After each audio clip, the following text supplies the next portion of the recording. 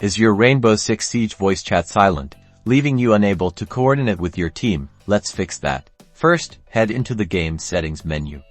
You can find this by clicking the gear icon in the top right corner of the main menu. Navigate to the audio tab within the settings.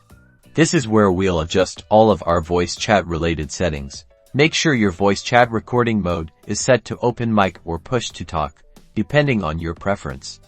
If it's disabled, that's likely the problem. Adjust your voice chat recording level. Start by setting it to around 50% and testing it.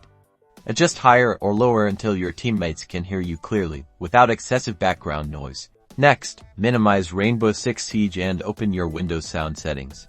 Right-click the speaker icon in your system tray and select Open Sound Settings, then find Sound Control Panel on the right and click on the Recording tab.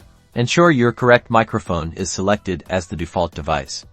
If it isn't, right-click the correct microphone and select Set as Default Device. Also set the same device as default communication device. Restart Rainbow Six Siege, jump back into a match, and test your voice chat. You should now be able to communicate with your teammates.